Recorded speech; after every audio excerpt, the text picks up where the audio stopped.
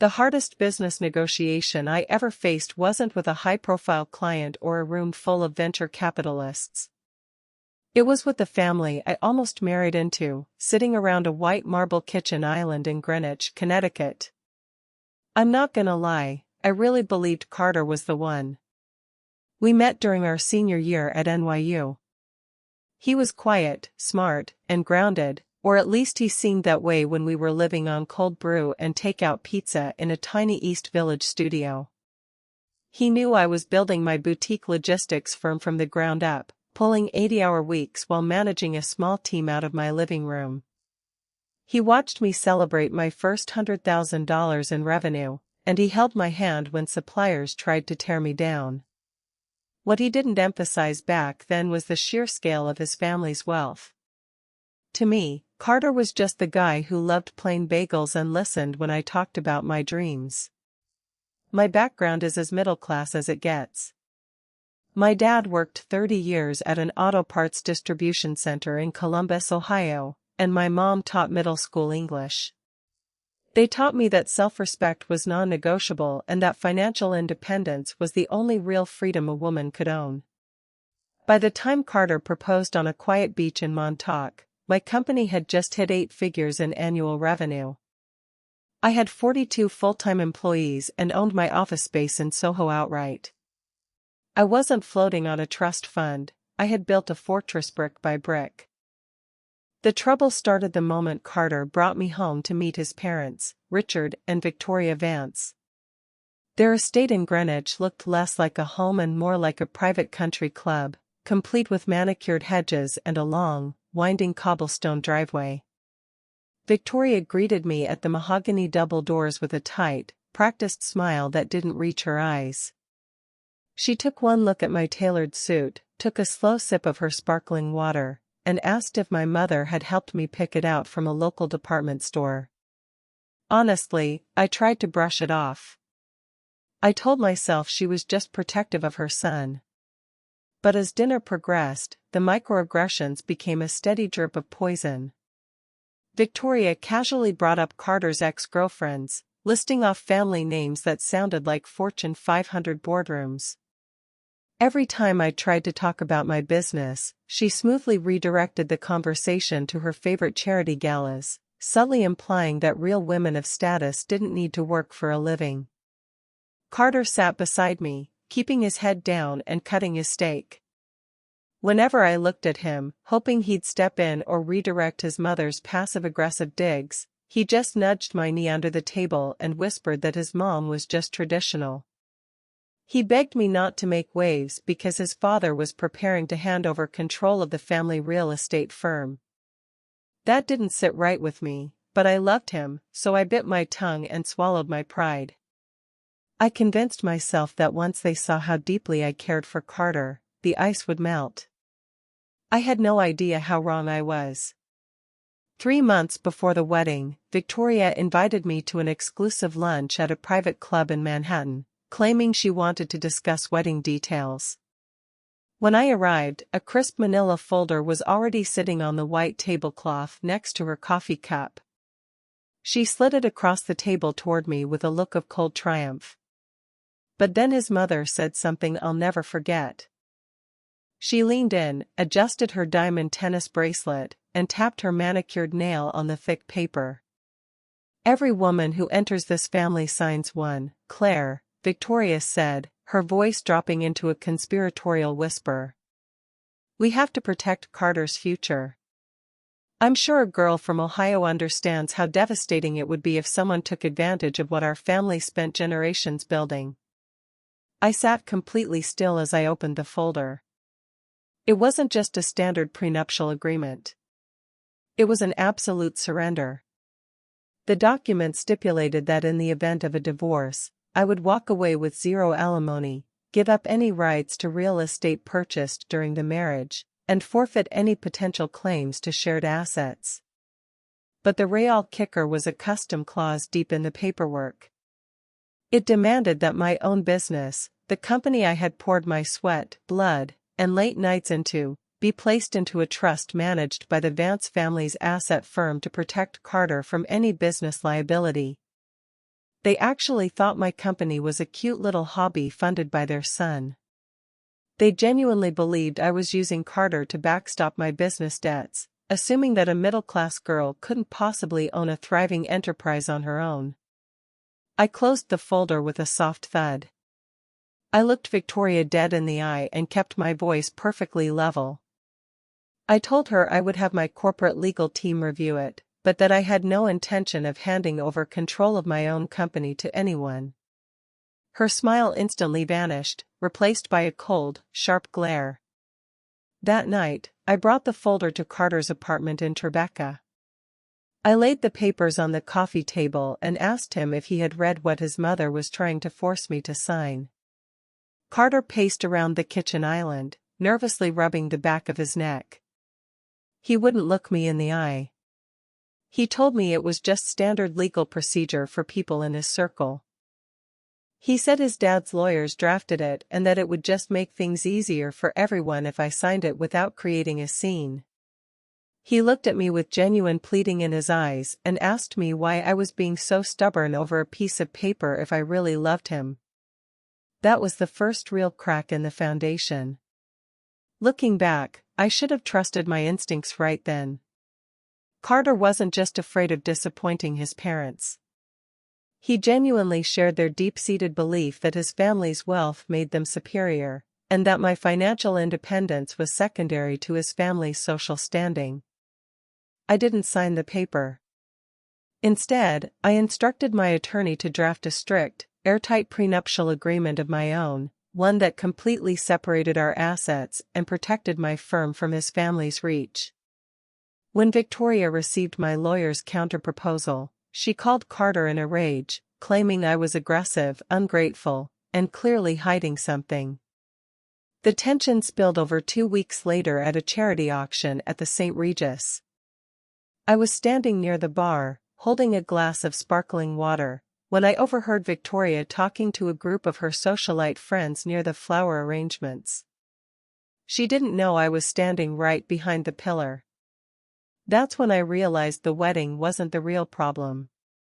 "She's just holding out for a bigger payout," Victoria told her circle, letting out a soft, rehearsed laugh. "These middle-class girls watch too many movies. They think if they act tough during the engagement, we'll just open up the family trust to keep them happy. Carter is completely blinded by her, but Richard and I know exactly what she's after." Her friends nodded along, sipping their champagne and offering sympathetic murmured agreement.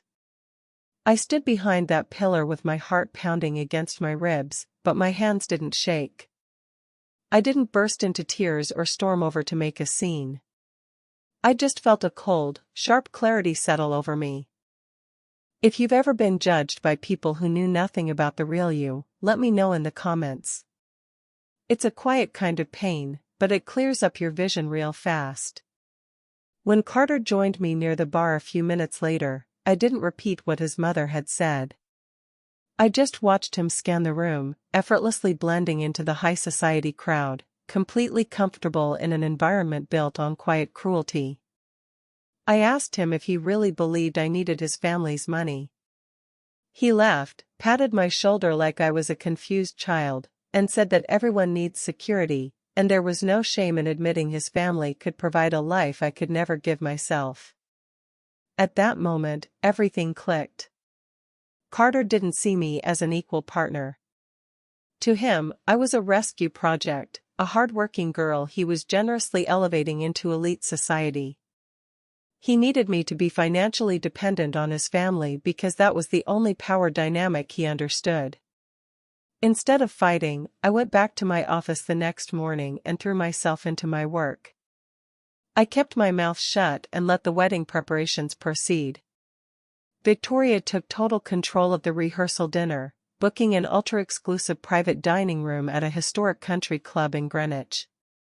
She made sure my parents felt out of place from the moment they arrived in town, assigning them to a tiny boutique hotel far from the main venue and subtly excluding my mother from the floral and menu choices. My dad, in his plain gray suit that he'd saved for months to buy, sat quietly beside my mom during the initial family greetings. Victoria barely acknowledged them, offering a brief, distant nod before turning her back to discuss imported caviar with her friends. Carter didn't even notice. He was too busy entertaining his father's business associates, soaking in their congratulations. I sat between my parents, taking their hands under the table. My dad looked at me with those soft, tired eyes that had worked decades of overtime just to put me through college. He whispered that as long as I was happy, they could endure any amount of snobbery. That tore at my chest far more than any insult Victoria had ever thrown at me. My parents had built an honest, respectable life on real sweat and genuine integrity. They didn't deserve to be treated like background props in a Greenwich vanity project. The night before the rehearsal dinner, I received a private text message from Carter's younger cousin, Liam, who worked in asset management in Manhattan. Liam had always been the black sheep of the Vance family, honest, straightforward, and exhausted by his relatives' fake pretense. The text contained a PDF attachment and a short message that turned the whole board upside down. I opened the document in the quiet of my hotel room, and what I read made my jaw drop. The PDF contained a detailed financial audit report of Vance Enterprises, the real estate holding firm owned by Carter's father, Richard. Liam had added a brief note explaining that he couldn't stay quiet anymore after seeing how my parents were being treated. The report showed that Vance Enterprises wasn't the impenetrable empire everyone believed it to be. Over the past 3 years, heavily leveraged commercial property investments had left the firm facing massive liquidity issues. They were drowning in short-term debt, and 2 major loan renewals were set to mature within 90 days. The entire family image was a pristine house of cards. Suddenly, every piece of the puzzle fell into place with terrifying precision. Victoria's desperate push to force my business into a family-managed trust wasn't about protecting Carter from a middle-class outsider. It was a calculated attempt to seize control of a highly profitable, cash-flow-heavy logistics enterprise to leverage my revenue as collateral against their failing corporate debt. They weren't worried about me taking their money. They needed mine to survive. When Carter came to my room later that evening to check on me, I didn't yell or confront him with the documents. I simply asked him how his father's real estate firm was performing. Carter blinked, brushed his hair back, and offered a casual, rehearsed response about how the market was fluctuating but that his family was always positioned for success. He didn't know. Richard and Victoria had kept the true severity of the firm's collapse hidden even from their own son, keeping him entirely focused on playing the wealthy heir while they quietly worked to secure my assets to rescue the family business.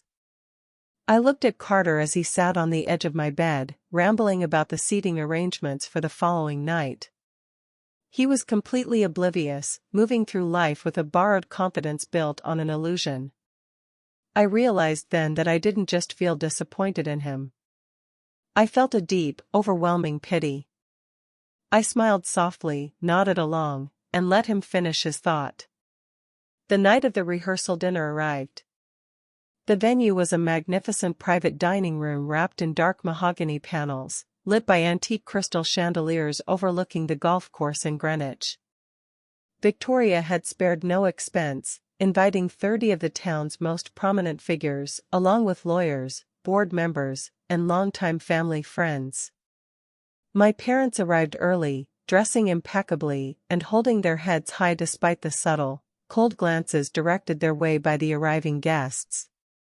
I sat beside them, wearing an elegant ivory dress that I bought with my own hard-earned money, feeling a calm confidence settle deep within my spirit.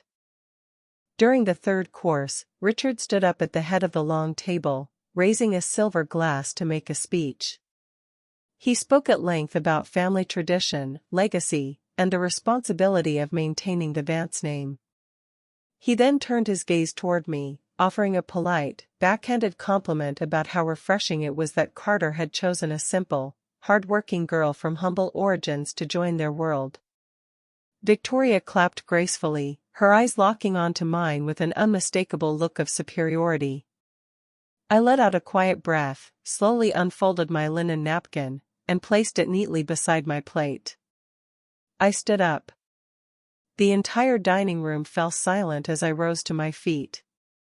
Carter reached out, tugging gently on my dress, whispering for me to sit down and not make things awkward. I gently slipped my hand out of his grip, picked up my glass of sparkling water, and offered a calm, composed smile to the room. "Thank you, Richard, for those thoughtful words," I began, my voice steady and clear, echoing against the dark mahogany walls. "And thank you to everyone here for welcoming my parents and me to Greenwich tonight." Victoria smirked, leaning back in her chair with her arms folded, clearly expecting a timid, tearful thank you speech from a middle-class girl overwhelmed by the grand room. "Richard mentioned legacy, hard work, and protecting the family name," I continued, looking directly at Victoria. "Over the past few months, I've been reminded over and over again about the importance of protecting assets and maintaining financial integrity." Victoria was kind enough to draft a prenuptial agreement designed to ensure that no outsider takes advantage of what this family has built. A few quiet shifts occurred around the table. Carter's face turned pale. "I completely agree with protecting what we build," I said calmly. "Which is why my own corporate legal team conducted a standard background review before I signed anything. And what they found was truly eye-opening." I reached into my clutch bag, pulled out a folded white envelope, and set it softly on the table. "I learned that my logistics firm generated more liquid cash flow last year than Vance Enterprises has in the past 3 years combined," I said, keeping my tone light, respectful, and free of any malice. "In fact, Vance Enterprises is currently facing a heavily leveraged liquidity crisis, with over $40 million in commercial debt maturing in less than 90 days. Gasps rippled quietly across the high society guests.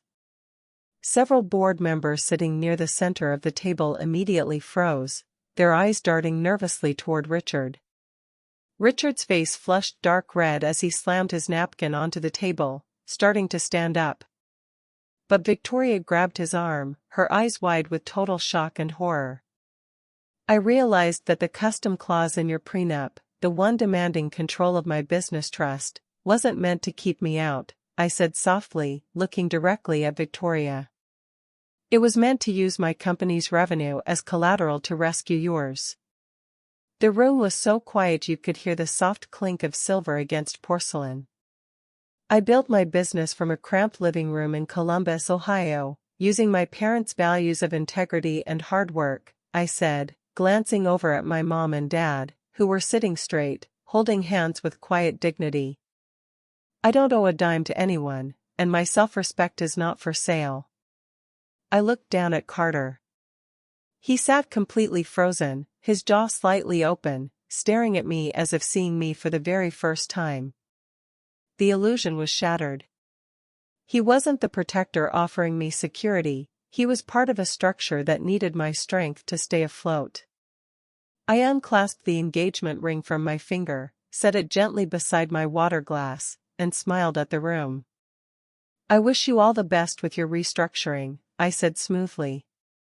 "My family and I will be taking our leave." I reached out, took my mother's hand, and ushered my parents toward the heavy mahogany doors, leaving the room in complete, stunned silence. I wasn't prepared for what happened in the parking lot. The cool night air hit my face as the heavy glass doors of the country club clicked shut behind us. My mom held my hand tightly, and for the first time in months, I felt like I could finally take a full breath. Before we could reach my dad's sedan, I heard rapid footsteps echoing across the cobblestone parking lot. "Claire. Wait. Please, just stop for a second." It was Carter. He was breathing heavily, his tie loosened, looking completely disheveled in a way I had never seen before. He ran up to us, his eyes wide with a mix of panic, confusion, and desperate realization. "What was that?" he stammered, looking at me like I had suddenly turned into a stranger. "Why would you do that in front of everyone?" My father is furious, my mother is in tears, and half those people are major investors. Do you have any idea what you just did to my family? I stood my ground, keeping my hands resting comfortably in my dress pockets. I looked at him calmly, without an ounce of anger or resentment. Carter, I said softly, I didn't do anything to your family. I just stated facts. Your parents lied to you, and they tried to use me to cover up a financial disaster. They were trying to survive, he pleaded, stepping closer, reaching out to take my hands. Look, maybe my mom was tough on you, and maybe the prenup was extreme, but we could have talked about this privately. We love each other, Claire. We can still fix this. I don't care about the company details. I just want you. I looked at him, really looked at him, and realized that even now, he still didn't get it. He wasn't upset that his family had manipulated and disrespected me for over a year. He was upset that the comfortable lie he lived in had been exposed. He wanted the quiet, obedient middle-class girl back, the one who would silently swallow her pride so he didn't have to face uncomfortable truths. You never defended me, Carter, I said, my voice barely above a whisper, but firm as steel. Not when your mother insulted my background, not when she made my parents feel small, and not when she tried to take control of my life's work. You didn't protect me because deep down, you agreed with her. You thought I should be grateful just to sit at your table. That's not true, he whispered, his voice cracking as he realized he was losing me. It is true, I said gently. And the sad part is, I would have shared everything I built with you if you had shown me genuine respect. But I will never shrink myself to make your family feel powerful. If you've ever had to walk away from someone you truly loved because they refused to respect your worth, drop a heart in the comments. It's one of the hardest things you'll ever do, but it's where your real strength begins. I turned away from him and opened the car door for my parents. Carter stood under the soft yellow glow of the streetlights, completely silent, watching the woman he thought he could control walk away with everything he lacked, real dignity, true security, and peace of mind. That night was the end of a relationship, but it was the beginning of my freedom.